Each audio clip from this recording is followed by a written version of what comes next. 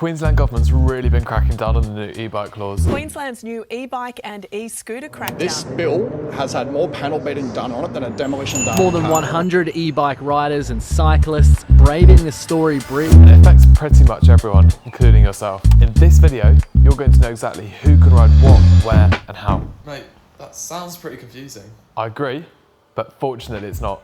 Let's jump straight in. There's three things that determine whether you're legal. That's yourself as the rider, the bike you're riding, and how you're riding it. Let's start with the rider. So I would argue the new laws don't actually affect bikes that much, but much more so for the rider. See, from the 1st of July, they had the new riding speed and alcohol laws, but then from the 31st of August, they're rolling up new age and licensing rules. Previously, any rider of any age could ride an electric bike, but from August 31st, anyone aged 12 to 17 will need adult supervision, unless they're over the age of 16 and hold a valid driver's license. Anyone over the age of 18 will have to hold a driver's license, and anyone under the age of 12 cannot ride an electric bike.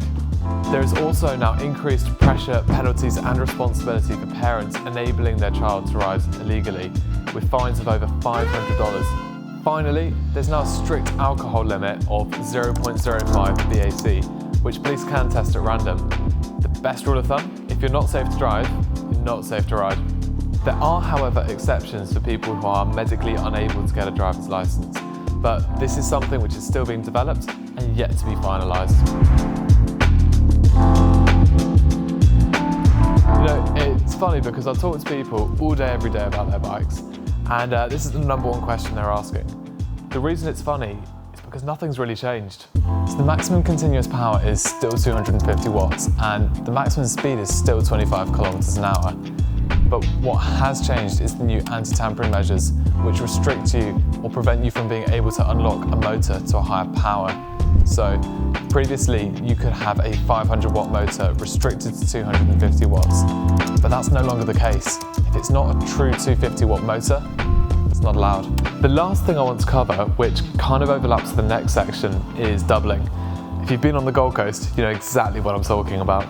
If the bike isn't intended to be ridden with a passenger, it can't be ridden with a passenger, full stop. To give you an example, this bike has an extended rear seat, as well as these foot pegs on either side, so it's completely fine to ride with a passenger. But if the bike's not intended to be ridden with a passenger, you can't ride it with a passenger. The easiest way to check whether your bike is compliant is by looking for the EN15194 sticker, which all of our 250 watt bikes will have. On the sticker, it says the maximum continuous power, the maximum speed, and of course the compliance rating itself. Just before we head on to the final section of compliance, I want to let you guys know that we've really clearly broken it down on the Engine Mobility website. We've got all the facts and figures for you guys to check out, and there's a link in the description below.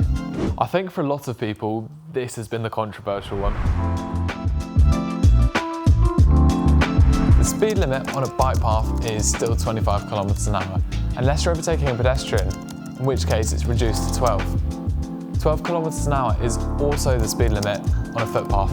You might not get to where you need to be very quickly, but at least you'll have more battery when you arrive. Another thing that's changed is that you cannot touch or use your phone whilst on a bike or scooter, even if you're stationary. If you are caught touching or using your phone, then on-the-spot fines of over $1,300 can apply. Wow, that was a lot of information in not a lot of time. The Queensland government said they'd crack down, and crack down they have. That doesn't mean you need to feel any less confident whilst riding your bike or scooter. It just means you need to take the time to understand the law and stay on the right side of it. As always though, if you are unsure or just want some more information, you can shoot me a message using the contact information in our description, or check out the compliance pages on our website. Make sure to like and subscribe, because next week we're looking at something else, and I promise it's not all doom and gloom. I'll see you then.